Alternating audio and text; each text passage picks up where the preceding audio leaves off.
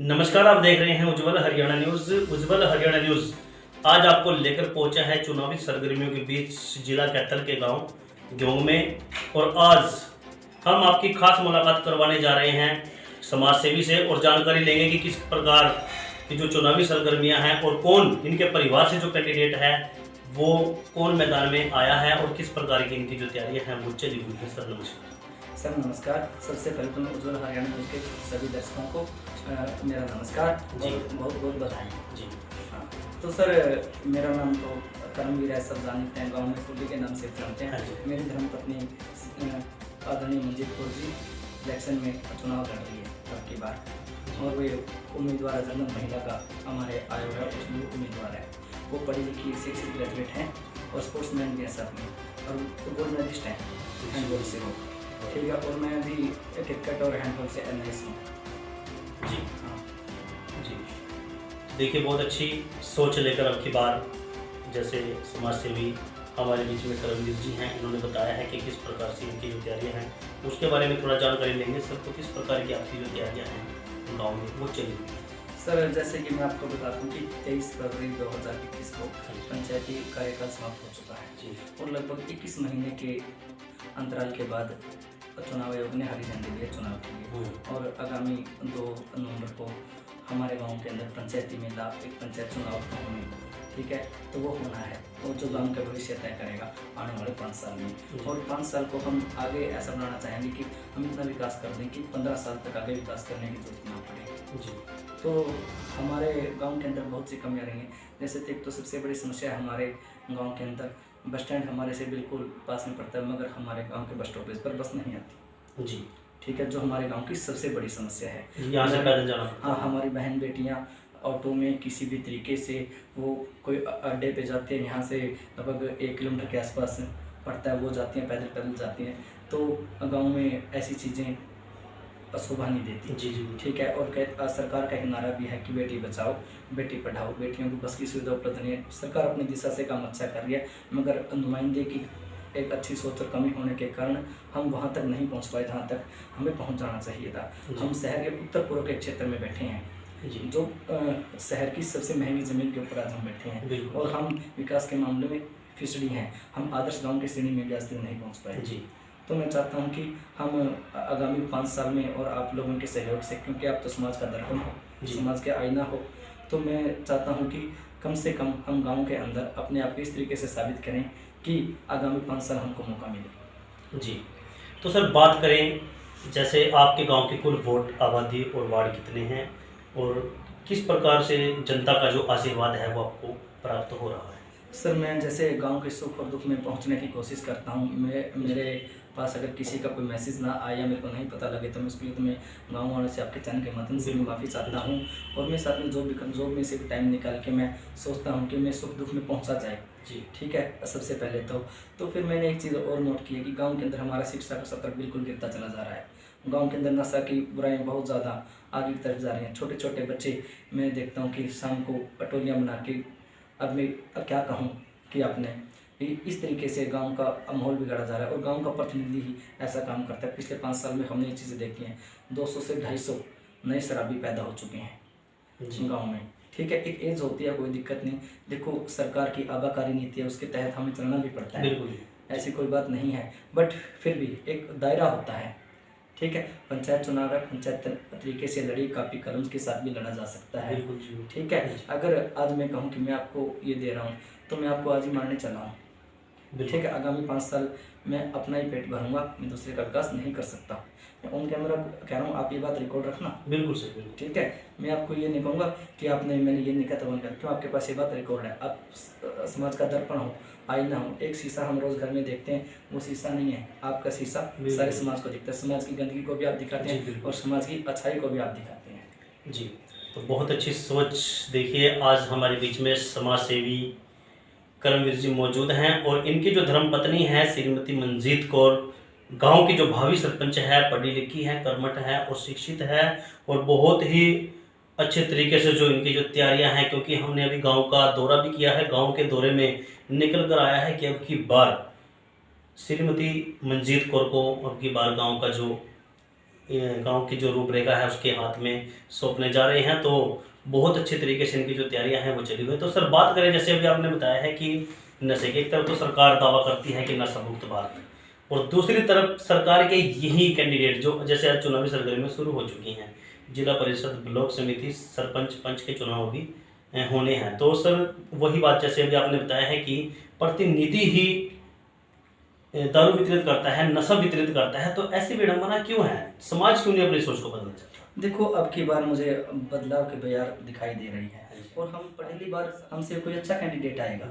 ठीक है, अगर हम किसी ऐसे आदमी को बार बार बुलाएंगे तो जाहिर सी बात है कि अच्छा आदमी नहीं आएगा जी। ठीक है, और जब तक हम एक बात का हम ध्यान देते हैं, हमारे गांव में पिछले कार्यकाल में अब जो पीछे गया है इसमें तो 2 लाइब्रेरियाँ आई थी। ठीक है, वो जिला परिषद कोटे से आए थे, आदरणीय मनीष कटवार जी उप चेयरमैन थे जिला परिषद के, हमारे वार्ड नंबर 9 से थे। वो लड़का बहुत ही अच्छा था, काम करने वाला था, उसने गांव के अंदर काम करने की कोशिश भी की, मगर उनका सरपंच के साथ कोऑर्डिनेशन अच्छा नहीं था। ठीक है, सरपंच उनके पास जाता ही नहीं था। देखो, एक सरपंच का दायित्व बनता है कि वो जाए अपने गांव के लिए कहीं से भी किसी तरीके से करे। 5 साल के लिए अगर आप हमें चुनते हैं या किसी और के भी चुनते हैं जो हमसे भी अच्छा है, हम ये नहीं कहते हम अच्छे हैं जी, नहीं, हम अच्छे नहीं हैं। ठीक है, हम अपने आप ही कह रहे हैं कि हम इतने अच्छे नहीं, हमारे से अच्छा और भी कोई हो सकता है। वो तो जनता तय करेगी कि हम अच्छे हैं या नहीं है, ये तो आप भी जानते हैं। ठीक है, तो उनके साथ कोऑर्डिनेशन अच्छा नहीं था। ब्लॉक समिति होगी, ग्राम पंचायत होगी और जिला परिषद का, तीनों का कोऑर्डिनेशन अच्छा हो तभी जाकर एक पंचायत विकास कर सकती है। सबसे पहले अपने पंच होते हैं, पंचों से अपनी समस्या ले वार्ड वाइज और उन समस्याओं का निदान करें आप, और उसके बाद सारे पंच बैठ के कोई अच्छा सा निर्णय लें जिससे गाँव के अंदर कोई भी अच्छा काम हो, जैसे कोचिंग सेंटर हो, लाइब्रेरी हो। ठीक है, स्पोर्ट्स का हब हम बनाने की कोशिश करेंगे हमारे गाँव को, क्योंकि मैं खुद स्पोर्ट्समैन हूँ। ठीक है, हम गांव के अंदर सीरीज व्यवस्था हम करने की कोशिश करेंगे। ठीक है, क्योंकि नाली खाड़ी का विवाद होता है गांव के अंदर, नहीं मेरी नाली में आपका पानी नहीं जाएगा, पानी सिर के ऊपर से तो जाने से रहा जाएगा तो नाली के अंदर से ही। ठीक है, सीरीज बनाने की हम कोशिश करेंगे। गाँव के अंदर हम हमारे गाँव में फिल्टर है जो नंदी ग्राम जल परियोजना आई थी ना, उसके तहत एक नंदी का फिल्टर है, हम उसे भी जोड़ने की कोशिश करेंगे नहरी पानी से। तो हमारे कई विज़न हैं और आगे हम और भी कुछ हमारी अच्छी सोचें हैं। गांव से जैसे पढ़े लिखे नौजवान साथी हैं, हम उनसे राय ले रहे हैं। ठीक है, उनकी राय के ऊपर ही अपना जो भी होगा डॉक्यूमेंट विज़न हम पेश करेंगे जी। तो सर आज का जो युवा है उसको नशे से मुक्त कराने के लिए आपकी क्या पहल रहेगी?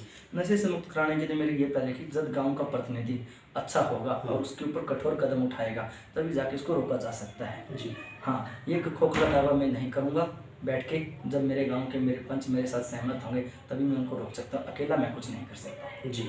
ठीक है, गांव मुझे सरपंच बना सकता है, मगर अगर उनका सहयोग नहीं है तो मैं आगे फिर भी कोई काम नहीं कर सकता जी। तो सर जैसे अभी आपने कुछ देर पहले बताया था कि सरकार का जो नारा भी है बेटी बचाओ बेटी पढ़ाओ, तो बेटियाँ आज पढ़ भी रही हैं, बेटियाँ आज बच भी रही हैं। तो सर आज बात करें बेटियों के रख रखाव की, आज बेटियाँ, हमारी बेटियाँ अपने घरों में भी सुरक्षित नहीं हैं, तो वो बाहर शिक्षा कैसे ग्रहण कर सकती हैं? तो किस प्रकार से अपनी बेटियों की सुरक्षा को आत्मनिर्भर बनाने के लिए क्या आपकी पहल रहेगी, क्या कदम रहेगा? देखो, सबसे पहली तो बात यह है कि एक हमारे समाज के अंदर पर्दा प्रथा की बुराई, बिल्कुल ठीक है जी, उस बुराई को हमें दूर करना होगा। गांव के अंदर से हर समाज के अंदर शिक्षा का प्रचार करना होगा। ठीक है, अब तो बेटियां खुल के पढ़ने लगी हैं, वो आगे भी बढ़ने लगी हैं, विदेशों तक में हमारी बच्चियां जाने लगी हैं। अब कोई ऐसी बात बिल्कुल है नहीं, फिर भी कई समाजों के अंदर आज भी थोड़ा सा महसूस करते हैं इस बात को, तो हम उसी फैक्ट को लेने के लिए जैसे +2 या BA करवा देते हैं, आगे कोचिंग वगैरह नहीं दिलवाते बच्चों को। तो हम उस चीज़ को देखने के लिए, कि मैंने देखा है, मैंने खुद कोचिंग सेंटर का संचालन भी किया है, ICS कोचिंग सेंटर के 3 साल हमारे पास टर्म भी रही है और हमने गाँव के बच्चों को उसमें फ्री ऑफ कॉस्ट कोचिंग भी दी है और काफ़ी सारे बच्चे जॉब में भी लगे हैं और अब हम हैंडबॉल का प्रचार कर रहे हैं। हाँ, मेरा सबसे बड़ी बात यह है कि मैं एक बात कहूँगा कि स्पोर्ट्स का और एजुकेशन का दोनों का कॉम्बिनेशन बनाने से एक जॉब तैयार होती है, तो हम वो बनाने का तैयार करेंगे जी। तो सर पात्र लोगों को क्या क्या सुविधाएं आप देने वाले हैं? जैसे सरकार की बहुत सी नीतियां ऐसी रही हैं जो आज पात्र लोगों के लिए हानिकारक साबित हो रही हैं, जैसे कि BPL परिवार के जो लोग थे, जो पात्र लोग थे, उनके BPL राशन काट दिए गए हैं, लेकिन हालांकि वो लोग पात्र हैं उसके बावजूद भी उनकी जो सुविधाएं हैं वो नष्ट कर दी गई हैं। तो इसके बारे में क्या कहना चाहिए? देखो, मैं एक बात कहूँगा मैं सभी को एक नज़र से देखने का काम करूँगा। जी। सबसे पहली तो बात, जो लोग पात्र हैं उनको उनका हक दिलाया जाएगा। पीछे मेरे पास बहुत सी वो आई हैं, ऐसे शिकायतें आई हैं कि पिछले ग्राम पंचायत के अंदर, मैं नाम तो नहीं लूँगा क्योंकि जी, जी। वो भी हमारे गांव के भाई हैं। बिल्कुल। देखो, गांव का भाईचारा पहले, चुनाव बाद में। जी बिल्कुल। ठीक है, तो मैं एक बात आपके माध्यम से, चैनल के माध्यम से ज़रूर कहूँगा कि मैं अब कई दिन पहले मैं एनओसी ले रहा था। बिजली बोर्ड की एनओसी लेके मैं कोर्ट में किसी काम से आया तहसील में, तो मेरे को एक लड़का मिला। वो हमारे यहाँ गली पे काम करके गया था, जो आप सामने से आए जिसके पीछे आप देखा हो, जो टूटी फूटी सी गली है। तो वो बोला, भाई साहब नमस्कार। उसने मेरे को नमस्ते किया, मैंने उसको पहचाना नहीं। तो मेरे को फिर बोला, भाई साहब नमस्ते, हम आपकी गली बना के आए थे ऐसे ऐसे करके। मैं, हाँ भाई, मैंने आपको चंगा वास्ते माता मेरे दिल को बहुत दर्द था। एक गरीब आदमी सुबह से शाम तक दिहाड़ी करके गया और उसके पास आज तक उसका हक नहीं पहुंचा। बिल्कुल। ठीक है, अगर मेरी पहली ये प्रोसेस रहेगी कि गांव के अंदर जितने भी दिहाड़ी मजदूरी वाला जो भी वर्ग है, हम सबसे पहले कोशिश करें कि गांव के बजट से जहाँ से भी हो सके तो उनकी दिहाड़ी पहुंचाने का हम काम करेंगे। जी जी। क्यों, एक गांव का जिम्मेदार नागरिक होने के नाते, समाज सेवी नागरिक होने के नाते, एक सरपंच प्रतिनिधि का घरवाला होने के नाते हमारा ये दायित्व बनता है कि जब हमारी आवाम सुखी होगी, जब हम चैन से सोच सकेंगे। जी, तो अंत में सर, जैसे अभी त्योहारों का सिलसिला जारी है, तो किस प्रकार का संदेश आप अपने ग्राम की जनता को देना चाहेंगे? युवाओं को क्या संदेश, आप महिलाओं को, बेटियों को क्या संदेश आप देना चाहेंगे कि जैसे दिवाली पर्व भी नज़दीक है, तो किस प्रकार की जनता से आप अपील करेंगे आज समाज सेवी होने के नाते? सबसे पहले तो मैं गांव की जनता से यही अपील करता हूं कि वो जो लोकतंत्र का त्यौहार है आगामी 2 नवंबर को आएगा, उसमें बढ़ चढ़कर हिस्सा ले, अपने मत का उपयोग करें। कि एक मत का उपयोग करना सबसे बड़ी बात ये होता है कि आप अपनी बुद्धि का दान कर रहे हैं, और आप अपनी बुद्धि का दान वहाँ कीजिए जहाँ आपको श्रेष्ठ व्यक्ति आपको दिखे। ये नहीं कि आप एक बोतल में या आप एक किसी के बहकावे में आकर अपनी 5 साल के लिए अपनी बुद्धि का दान ऐसे व्यक्ति के हाथ में कर दें जो आगामी समय में आपको दुख पहुँचाए। बिल्कुल। ठीक है, आप ऐसे व्यक्ति का चुनाव करिए जो पढ़ा लिखा हो, समझदार हो। और मैं मेरी महिला बहनों से, भाइयों से, जो भी मेरी चाची ताई हैं, मैं उनसे भी एक संपर्क करूंगा, सबसे एक बात करने की कोशिश करूंगा कि वो सब के सब मिलजुल कर एक अच्छे व्यक्तित्व का चुनाव करें। ठीक है, और अब की बार हमने एक उनको ग्रेजुएट, पढ़ी लिखी स्पोर्ट्समैन, ठीक है, और उनका आदर मान करने वाली जो सत्संगी भी है, उसको हमने आगे प्रोजेक्ट कर दिया है, और आगामी जनता ने फैसला करना है। और आपके माध्यम से मैं यही संदेश देना चाहूँगा। जी धन्यवाद सर। तो देखिए, आज की खास कड़ी में हमारे बीच मौजूद थे समाज सेवी कर्मवीर जी, जो कि ग्राम पंचायत ग्योंग से, इनकी धर्मपत्नी भावी सरपंच पद की उम्मीदवार हैं मंजीत कौर जी, और बहुत अच्छे, जो पढ़ी लिखी है, जुझारू है और समझदार भी है, और गांव के बीच जाकर गांव के सुख दुख के साथी भी है। तो साथियों, यही गुजारिश हम अपने उज्जवल हरियाणा न्यूज़ के मध्य से करेंगे कि अब की बार अपने जो मत का उपयोग है वो सही उपयोग करें, क्योंकि एक गलती आपको 5 साल पीछे ले जा सकती है। तो साथियों, अब की बार बहन मंजीत जी का सहयोग करें, समर्थन करें, ताकि आपका जो विकास है, गांव का जो विकास है, वो चहुमुखी विकास हो। गांव में आपका जो गांव है, ग्योंग गांव है, वो हरियाणा में नंबर 1 पर आए। तो बने रहें उज्जवल हरियाणा न्यूज़ के साथ। फिर मुलाकात होगी नए चेहरे के साथ। तब तक के लिए जय हिंद, जय भारत।